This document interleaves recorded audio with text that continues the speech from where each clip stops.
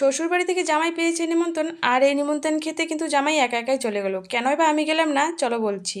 দেখো, প্রতিদিনের মতো আজকেও সকাল সকাল উঠে পড়েছি, আর উঠে আমি আমার সমস্ত কাজ কিন্তু গুছিয়ে নিয়েছি। রান্নাঘরের থেকে আমার দিনটা শুরু হয়, রান্নাঘরের কাজটা কিন্তু সমস্তটা গুছিয়ে নেওয়া হয়ে গেছে। তারপরে গুছিয়ে নিয়ে এখন চলে আসলাম ঘরে। কালকে ভেবে রেখেছিলাম যে আজকে আমি বেডশিটটা কিন্তু চেঞ্জ করব। তো দেখো, বেডশিটটা প্রথমে চেঞ্জ করে নিলাম। আর এদিকে বেডশিট চেঞ্জ করতে করতে আমার বর কিন্তু ডাকাডাকি শুরু করে দিয়েছে যে চলো, দেরি হয়ে যাচ্ছে। তো চলো বলছি কোথায় যাচ্ছি। তোমরা তো সবাই জানো আমাদের বাড়ি কিন্তু জলদাপাড়া। আর জলদাপাড়ায় জঙ্গল ছাড়াও কিন্তু অনেক হেলদি হেলদি মানে শাকসবজিও পাওয়া যায়। সবজি বললে ভুল হবে, শাক পাওয়া যায়। আর এই তার মধ্যেই একটা রয়েছে এই ঢেঁকি শাক। এই ঢেঁকি শাকটা জানা খেতে কিন্তু দারুণ লাগে। তবে জানো তো, ঢেঁকি শাক খেতে দারুণ লাগলেও আমার দ্বারা কিন্তু ঢেঁকি শাকটা তোলা একদমই অসম্ভব। আমি কেন শাক তুলতে পারি না চলো তোমাদের বলছি। আরে বলছি না, তোমাদেরকে একদম দেখিয়ে দেবো। এদিকে দেখো, আমার বর 1 মিনিটে কতগুলো ঢেঁকি শাক তুলে নিয়েছে। আর আমার হাতের ঢেঁকি শাক দেখলে তোমরা কিন্তু হাসাহাসি করবে।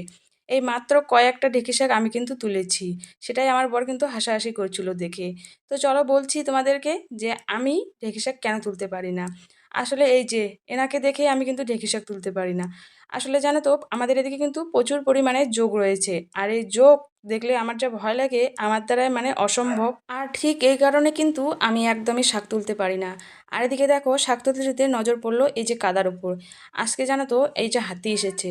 আর হাতির ছাপগুলো দেখো, পায়ের ছাপগুলো কত সুন্দর করে বসেছে। সেটাই আমার বরকে বলছিলাম যে দেখো, হাতি এসেছে। তবে হাতি আসাটা আমাদের এদিকে কোনো নতুন একটা ব্যাপার না।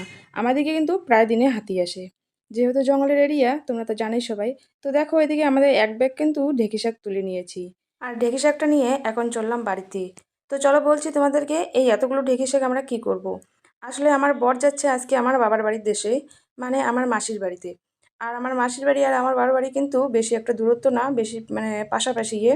তাই মানে বাবার বাড়ির দেশ বললেও চলে। তো আজকে যেহেতু আমার বর যাবে, তাই কিন্তু আমাদের ওদিকে কিন্তু ঢেঁকি শাক কিনতে জানো তো আমার মাসির বাড়িতে সবাই পছন্দ করে। তাই আর কি এতগুলো শাক তোলা হয়েছে, তাদের বাড়িতে নিয়ে যাবে।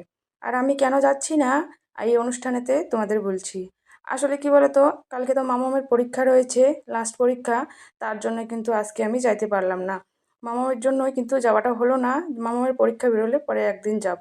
এদিকে দেখো, আমার বর কিন্তু রেডি হয়ে পড়েছে যাওয়ার জন্য। এদিকে আমিও মানে ঢেঁকি শাকগুলো গুছিয়ে দিলাম।